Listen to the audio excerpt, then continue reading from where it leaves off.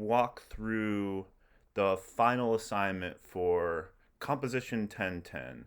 So, okay, here's our homepage. If you go to assignments, here's the final paper. We're doing the good old-fashioned research paper here.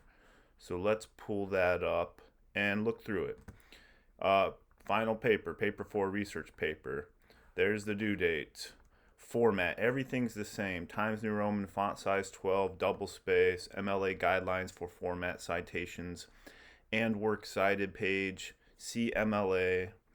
Please look at, watch, study, read, memorize all the videos and handouts I have on works cited and in-text citations.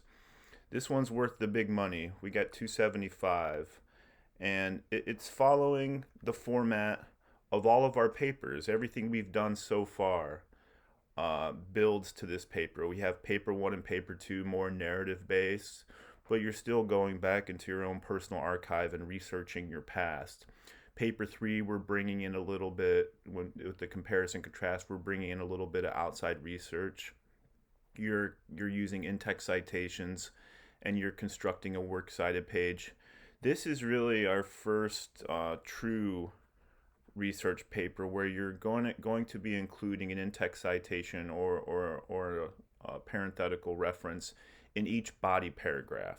Here's the breakdown: thesis statement, introductory paragraph that sets up your paper, 50, body paragraphs, meal, 50, in-text citation in each body paragraph.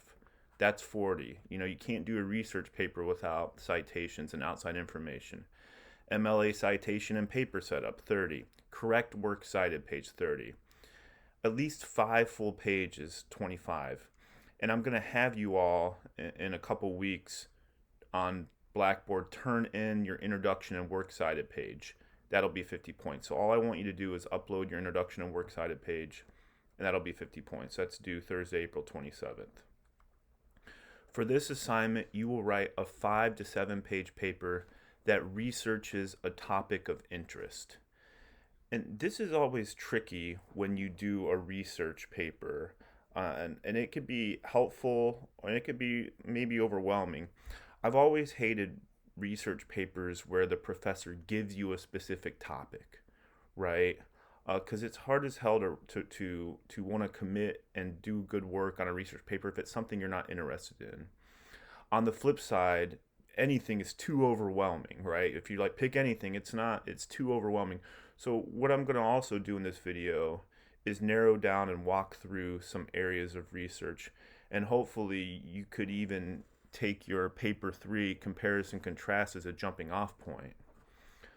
What we're not doing, and I think I mentioned this later in the paper, we're not doing a book report. And I don't know if you know what a book report is. What you did in high school when you basically, give the history of a subject. We're not doing anything I could just go to Wikipedia and get, right? We're not doing an either or paper, pro abortion, no abortion, pro guns, no guns, pro death penalty, no death penalty. We're not doing an either or paper. However, if you're interested in one of those topics, you can analyze and look at it in a more nuanced way. For example, if you're interested in rolling back the women's health, all the laws on that, you can look at the effect of that. But we're not doing an either or yes or no paper. You must use 5 to 7 outside sources. 2 must be from an academic search engine. And I'm going to upload another video that walks through looking up academic search engines, EBSCO. You have 2 options for this paper. One, you can do an exploratory project where you choose an area of interest and examine it in detail. Or you can do an argumentative paper where you take a specific subject/issue and argue an aspect of it. If you do the argumentative paper, your essay may propose some action to solve an immediate problem, or it may propose a broad plan of action for a major problem. An exploratory project would be something like looking at the uses of 3D printing in the medical field, something like that. You're exploring that, right? Structure. Your paper will be set up with an introductory paragraph that introduces the reader to the topic that will be researched, then follow with a number of points you will be looking at in your paper. You will have a thesis statement at the end of your first paragraph, follow with a number of body paragraphs that describe the aspects, one important aspect per paragraph. Each body paragraph should include a quote. Your conclusion should reiterate your points and also sum up your findings, answering the so what. Here's how to access scholarly articles. I will be going over this in a separate video because this needs a separate video. And I want us to do as well. I don't, when we're distance learning online, I can't do this as much as in class where I have you pre-write. You remember you follow the steps of the writing process. What's an area of interest you wish to research? Start broad and then narrow your topic down into something manageable for a, not a 4-page. This is a 5-page paper, right? Think of what you wrote about for the 3rd paper.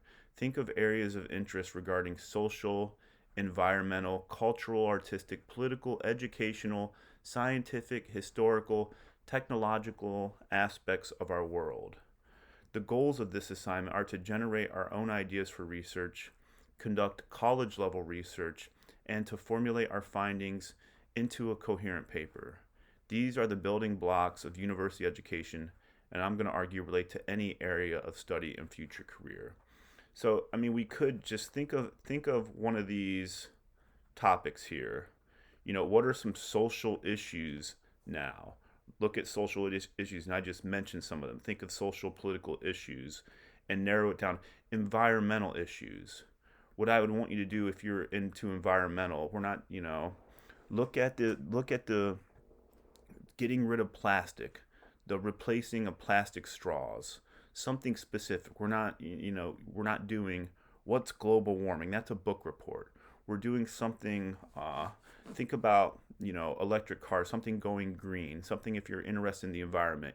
You're narrowing it down on a specific area and looking at that and why that's important. Cultural, artistic. This would be something I would aim toward. Think of something in the arts. Performer, artist, musician, book, writer that you want to look at. What describes their practice? Why are they important? Educational. This could be important. What are some? Look at the long-term effects of distance learning on students. Y'all are realizing that now, right? It's hard to get back into the game.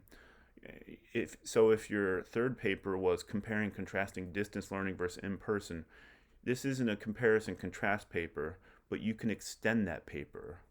What can distance learning do to make it more effective? Is it possible for it to be similarly effective as in person? Look in the science field. Look in new areas of science, historical. I've had students who are big history buffs, war buffs. I had a student write an excellent paper. He was interested in World War II.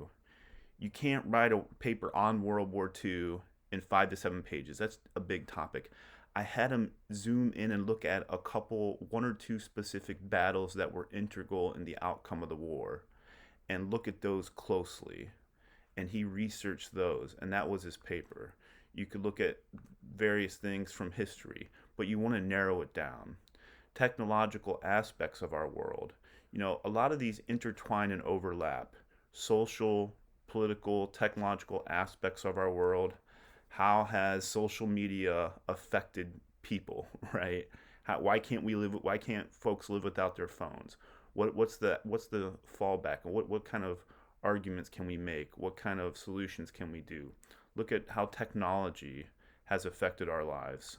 And there are other aspects too. You can look at you can look at benefits of it. If you are choosing an essay that will propose an action, this is the 2nd essay here, right? The argumentative. 1, describe the problem compellingly. Clearly state your proposed solution, convincingly justify your solution. The argumentative proposal essay will specifically focus on a problem on the United States. I want us to look at, just narrows it down, right? Here are just a couple off the top of my head. You're not limited to these. Cryptocurrencies, environmental impact, and look at the fallout of cryptocurrency. That was big. Now not so much. I'm fascinated with retention rates if you're looking at educational and social And this overlaps with educational, social, and political. Retention rates in college and low income students, unpaid internships, segregated K through 12 schools, misinformation in social media is a big one. You got your crazy uncle Facebook rants, right? That believes everything he writes anyway. Rent inflation, voter suppression laws, gerrymandering, which is remapping the voting districts. Look at cost of living, federal. Look at the rising housing costs. I'm fascinated with that, especially in Rhode Island. The fallout from COVID and labor shortage, still the residual fallouts from COVID. Cost of higher education and student loan debt, right? Why the hell is college so expensive? It hasn't matched the rise of wages, etc. Fraternity misconduct, vaccination mandates, these are a little older. Look at the abortion restrictions. And, abortion restrictions, we're not arguing it either or, yay, nay. We're looking at how this affects people and who it typically affects. Look at all the kind of cry with defunding the police. And we're not doing the yay, nay. Look at these things with a more nuanced, more intellectual way. A proposal argument is a structure of argument that focuses on presenting some kind of proposal as a solution to a problem, outlining the details of the proposal, and providing good reasons to support the proposal. This type of essay works well if you see a problem you want to fix or see change you want to make. Good proposal arguments include plenty of solid factual evidence, but also include ethos and pathos. Logos is the scholarly factual elements. Ethos is an appeal to knowledge. Pathos is an appeal to emotions. Proposal arguments are sometimes called should arguments because the helping verb expresses the obligation to act. We should do X. These work good with some of these. This is if your argument essay. If you're doing an exploratory essay, you're looking at something. I'm thinking when you do an exploratory essay, I'm fascinated with. I always lean toward arts, cultural arts, things like that. For example, if you're interested in music, I'd be fascinated with tracing the rise and differentiation and evolution of it. Say if you're a rap or hip hop fan, look at it from 1990 until now. What has changed? Who are some big figures in the world of hip hop, rap? Look at the rise of women in rap. That's a cultural artistic thing. What are you looking at? How has it changed over time? Look at politically conscious rappers vis-a-vis, look at different genres. Look at movies. You can look at different type of movies. You can trace, if you're fascinated with a specific director, trace his career in movies. You look at a couple movies and how he has changed, etc. These are some ways that you're not necessarily arguing in a problem solution, but you're looking at how it's evolved over time. What's different now? Another thing I'm fascinated with that's not on here, which we should add, legalized sports betting. What's the effect of that? Legalized sports betting, and what should be done around that? So, below is a further preliminary list of topics to get us thinking. Here's what I want you all to do, and all the pre-writing, all the outlining, all the stuff we've done on every paper, it's never more important than on this big research paper, because this is definitely a paper where if you're waiting until the last moment and you're looking at the blank screen, it's going to be hard as hell to write. Think of an area of interest. What are you interested in? Once you have that area, start to narrow it down and choose a topic within that area. Another thing with cultural, I always go to arts and culture. Look at the evolution of women in Disney films. The princesses, right? They've changed over time from Sleeping Beauty to some of the new ones. Think of gender in Disney films. Anyway, I'm just thinking out loud here. For example, a broad area can be education. If you're interested now, within that area, choose a specific sub-area to research. The rising cost of tuition can be an area. why it's almost also another area. What good or use is a college degree? Why is it almost a necessity to be successful? What could be some alternatives, right? If you look at the cost of tuition, the paper would focus on how tuition has grown over the years and what might be some options to combat this. Another area within this education could be looking at how people learn in an online setting, which you all are in now, versus in person. Education, tuition, these are just some areas. Online versus in person. Research an area of study, major. That's fascinating. What's an area of study or major? Look at that. What do you have to do? What are the job prospects? Time management, balancing college stress, adjusting to college life, college during COVID. The medical field. Look at current changes in the medical field, right? What are disease, if you're interested in the medical field, look at mental emotional health.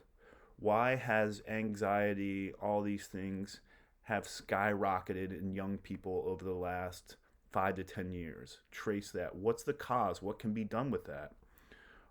Arts, entertainment, research the evolution of a favorite musician, artist. Environment, clean energy, etc. What is being done to help the environment? What can be done?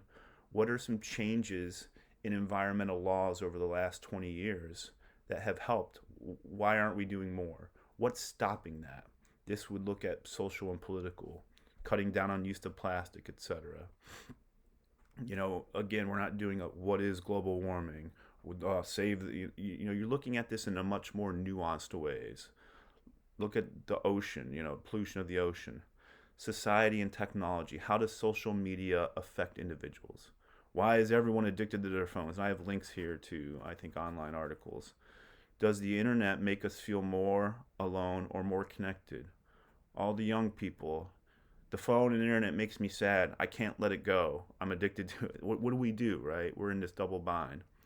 Politics, society. Look at something that is in the current news. Again, though, if we looked at our reputable sources, we want balanced sources.